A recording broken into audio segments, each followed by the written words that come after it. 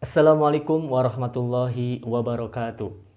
Oke teman-teman, bagaimana kabarnya? Alhamdulillah ya, mudah-mudahan di tengah pandemi ini kita semua senantiasa berada dalam lindungan Allah dan mudah-mudahan kita semua masih dalam keadaan sehat walafiat ya. Alhamdulillah, di tengah pandemi seperti ini kita masih terus berusaha dan berikhtiar.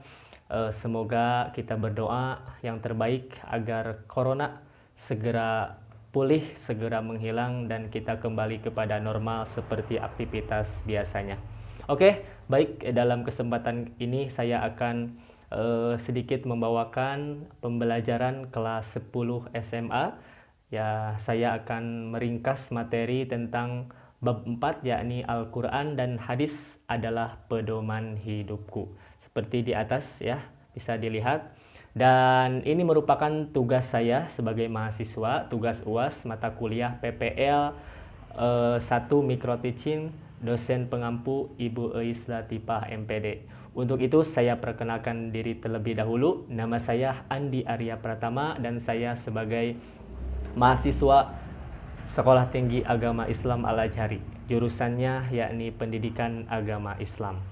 Oke teman-teman, dalam materi bab 4 ini yakni tentang Al-Quran dan Hadis sebagai pedoman hidupku.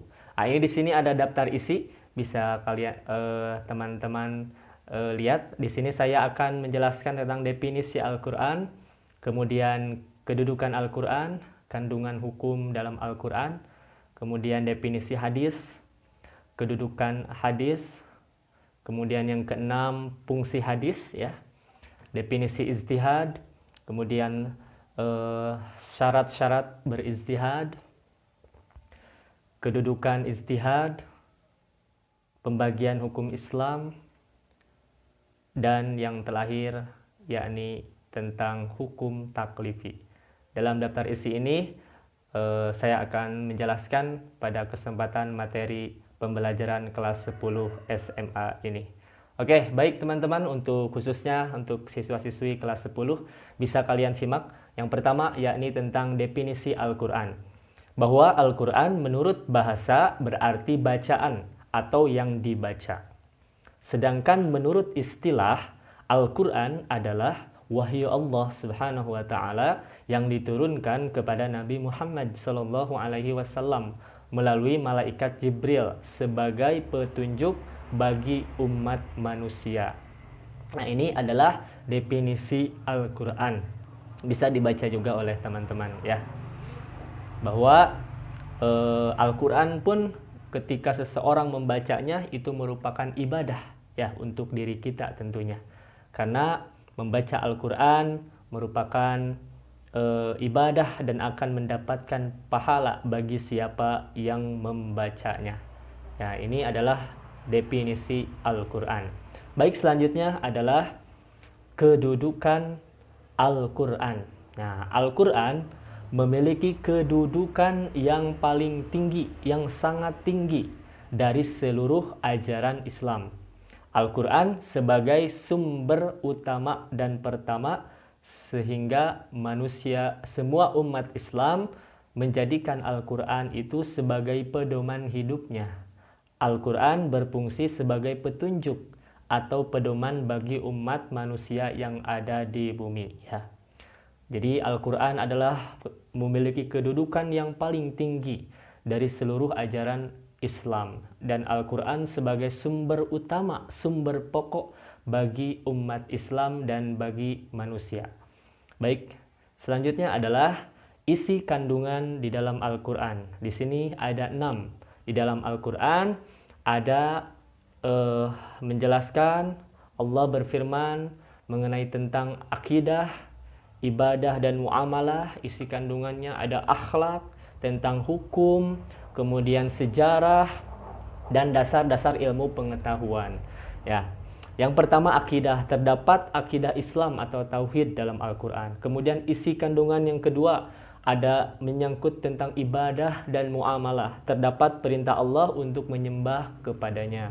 Akhlak, terdapat pokok-pokok isi yang menjelaskan tentang akhlak Nabi Muhammad. Kemudian hukum, terdapat hukum dalam Al-Quran tentang perintah dan larangan. Sejarah, Terdapat dalam Al-Quran itu mengungkapkan sejarah zaman dahulu, kisah para nabi dan rasul serta umatnya. Kemudian terdapat juga dasar-dasar ilmu pengetahuan, ya, yang terkandung bahwa dasar-dasar ilmu pengetahuan yang dapat diambil dan diamalkan oleh manusia.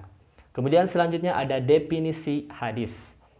Ya, hadis disebut juga sunnah, yang secara istilah berarti segala perkataan atau sabda, perbuatan, ketetapan dan persetujuan dari Nabi Muhammad SAW yang dijadikan landasan syariat Islam.